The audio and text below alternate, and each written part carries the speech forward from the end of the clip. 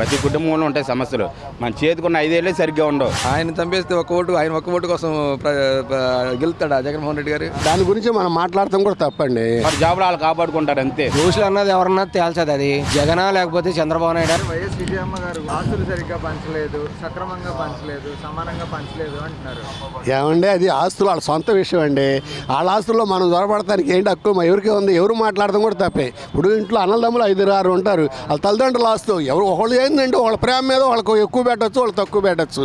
అదేంటంటే దాని గురించి మనం మాట్లాడటం కూడా తప్పండి. అది మాట్లాడకూడదు. అది ఎవరైనా మాట్లాడకూడదు. ఎవరి ఆస్తి అని వాళ్ళ ఒక్కొక్కళ్ళు కోట్లు ఎమ్మెల్యేలే కానీ ఎంపీలే కానీ మంత్రులే కానీ కోట్లు సంపాదిస్తున్నారు. విదేశాల్లో ఉంటేనే మన డబ్బంతా ఇక్కడే ఉంది బాబు. మరి అయ్యేమని చెప్పుకోరే? అవి చెప్పాలి కదండి. అవి బయటికి తీయమనండి. అసలు ఇవాళ ఈ పరిస్థితి ఎందుకు వస్తుంది? ఏమండి, అది లోకం అంతా తెలుసు అది ఏం జరిగింది అనేది. కానీ అది క్లారిటీ చేయరు. ఏది క్లారిటీ చేస్తున్నారు? న్యాయమూర్తి క్లారిటీ చేస్తున్నారా? మంత్రులు క్లారిటీ చేస్తున్నారా? అధికారులు క్లారిటీ చేయరు. ఎక్కడ దాన్ని అక్కడ నొక్కుంటా జరుపుకుంటూ పోతూ ఉంటారు. ఎన్ని సంవత్సరాలు జరుగుతూ ఉంది? అట్లా జరిగిపోవడమే సంవత్సరాలు. ఎవరు వచ్చినా ఎవరి పని వాళ్ళు చూసుకుంటారు. ఎవరు స్వార్థం వాళ్ళు చేసుకోదండి. ప్రజల కోసం చేసేది ఒక వంతు చేస్తే 10 వంతులు వాళ్ళకి అవకాశం ఉంటుందండి. అది జరుగుతుంది. అయితే ఇలా ఎట్లాంటివన్నీ జరుగుతున్నాయంటే పార్టీలకి దెబ్బపడింది. ఇప్పుడు ఒక పార్టీ 3 పార్టీలు కలిసి కూటమి ప్రభుత్వం పట్టుదలకు చేస్తుంది. కానీ ఇట్లా చేస్తే ఏమవుద్ది? పార్టీ దెబ్బపడిద్దా లేదా? మరి అది నాయకులు, పెద్ద నాయకులు తెలుసుకోవాల్సిన అవసరం ఉంది. కానీ ఇక్కడ కింద వాళ్ళు ఏం చేస్తారు? పోతే మాకేందుకు, ఉంటే నాకు డబ్బు మీకు అన్నట్టు చేస్తున్నారు. ఇప్పుడు వైఎస్ విజయమ్మ గారు అంటే ఆస్తులు సరిగ్గా పంచలేదు, సక్రమంగా పంచలేదు అని చెప్పేసి కూడా జగన్ గారి మీద చెప్తా ఉన్నారు. సార్ అది వ్యక్తిగత విషయాలండి. దేశంలో మన ఇండియాలో అసలుకి మెయిన్ దరిద్రం అంటే ఆస్తులే. ఈ ఆస్తులు ఒక్కొక్కరు ఎన్ని కోట్లు తీసుకెళ్ళి ఎక్కడెక్కడ పెట్టారో అందరికీ తెలుసు. ఆస్తి విభాగాలు అనేది దాని గురించి మన వ్యక్తిగత సమాచారం మనం మాట్లాడకూడదు. ప్రతి కుటుంబంలో ఉంటాయి సమస్యలు. మన చేతికున్న 5 ఏళ్ళే సరిగ్గా ఉండవు. కుటుంబంలో ఉన్న 5గురు కట్టకుండా రూల్ ఏం లేదుగా, రాజ్యాంగంలో లేదుగా. అది రాజ్యాంగంలో ఉంటే అనుకోవచ్చు 5గురు కట్టకుండాలని. ఆస్తుల గురించి మనం ఎత్తకూడదండి. వాళ్ళ కుటుంబ వ్యవహారాలు ఏమైనా ప్రజలకు కావాల్సిన ఇబ్బందులు కలిగితే మనం మాట్లాడాలి. రాజకీయ నాయకులు ఎప్పుడు ప్రజల గురించి మాట్లాడాలి, ఆ వ్యక్తిగత సమాచారం గురించి మాట్లాడకూడదు. అంటే ఇప్పుడు వైఎస్ షర్మిల గారు కూడా అంటూ ఉన్నారు, వైఎస్ వివేకానంద రెడ్డి గారిని ఖచ్చితంగా చేసింది హత్య అని. ఏమన్నా అందరికీ తెలుసు. అది అచ్చో ఏంటి, ఆయన చచ్చిపోయాడు అందరికీ తెలిసాం. ఇప్పుడు న్యాయమూర్తులు తెలియదా? జస్టిస్ తెలుసు. ఎందుకు తెలియదు? అందరికీ తెలుసు.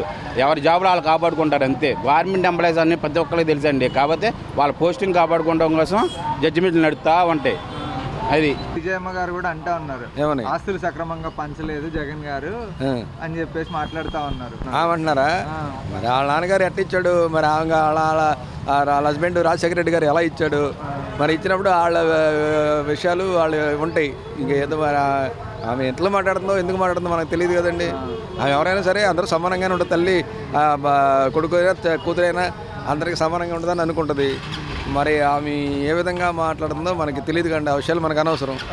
పబ్లిక్గా మాకు అనవసరం. వాళ్ళ ఫ్యామిలీ విషయాలు. షర్మిల గారు కూడా అంటా ఉన్నారు కదా, వైఎస్ వివేకానంద రెడ్డి గారికి జరిగింది అది హత్యే చెప్పేసి అంటా ఉన్నారు. దీన్ని ఎలా చూడొచ్చు అంట? అది ఇన్వెస్టిగేషన్లో తెలుతుందండి. మనకేం చెబుతామండి? అది ఇన్వెస్టిగేషన్లో తెలుస్తుంది.